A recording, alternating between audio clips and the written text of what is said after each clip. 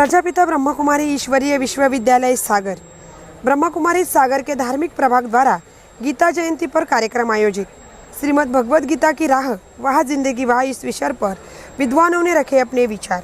यदि हमें समाज में मूल्यों को जिंदा रखना है, नई पीढ़ी को विरासत में कुछ सौंपना है, तो अपने बच्चों को रोज़ाना कम से कम एक श्रीमद् भागवत गीता का श्लोक पढ़ने की आदत डालें।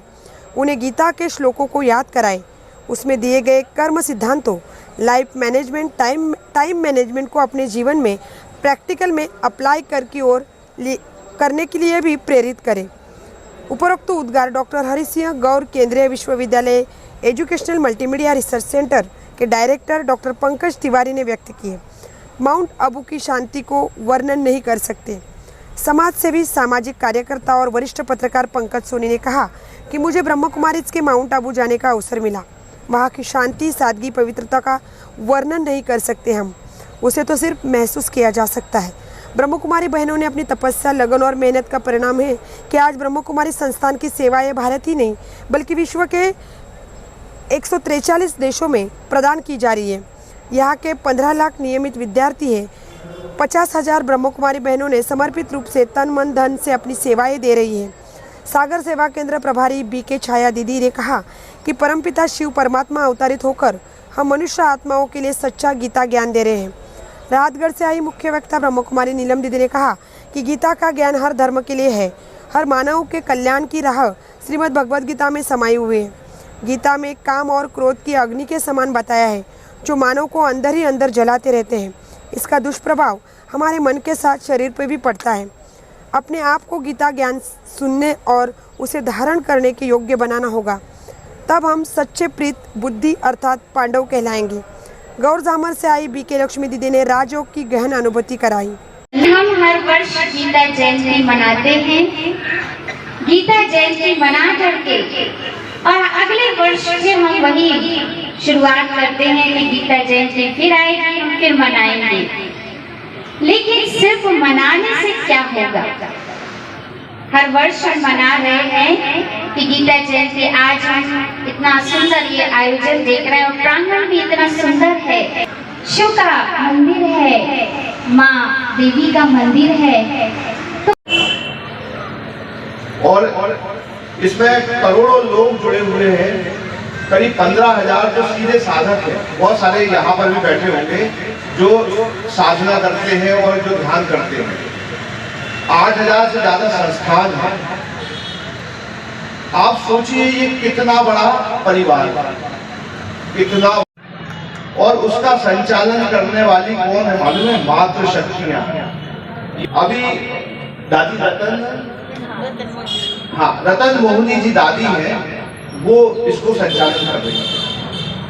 तो ये सब सामने बैठी जो मातृ शक्ति है, जो एक घर का संचालन करती है, और ये जो दादियां हैं ये 150 देशों में संस्था को करोड़ों करोड़ लोगों को संचालित करती है।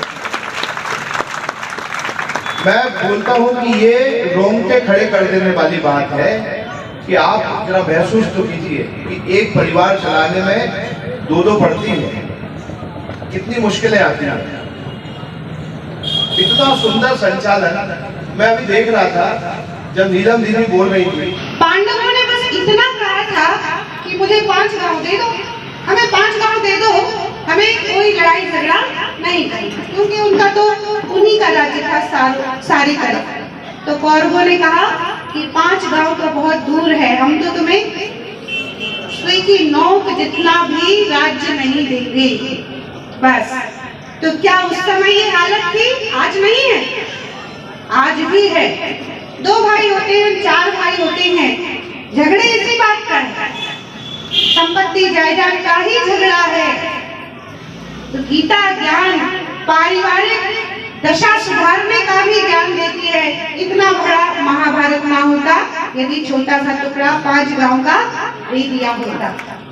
तो हम में से जो भी यहाँ पांडव बुद्धि बैठे हैं, अगर हमारे पास ये परिस्थिति आती है, बंटवारे की 99 घरों में होता ही है, तो हम में से पांडव बुद्धि बने, सब बराबर मिलकर के रहे, तो महाभारत हो ही क्यों? फिर हमारे महाभारत में एक बड़ा ही। लेकिन मैं एक बात स्पष्ट करके बताना चाहती हूँ कि गीता का भगवान निराकार परमपिता परमात्मा शिव है, क्योंकि कलयुग के अंतिम समय में जब निराकार परमपिता परमात्मा शिव साधारण मानव के तन में परकाया प्रवेश करता है।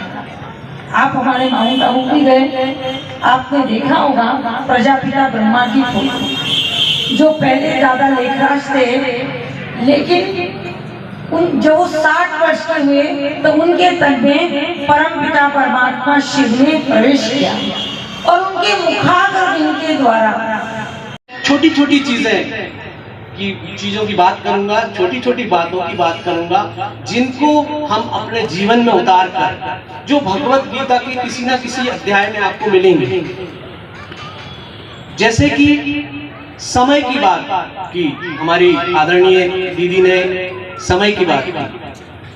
समय कम है हमारे पास, जमाने की चीजें हैं, लेकिन हमें उसको सुनने समझने का समय कम है और अपने जीवन में उतारने का हमारे अंदर मादा नहीं है, हम उसको उतार नहीं पाते। यदि हम वो छोटी छोटी चीजें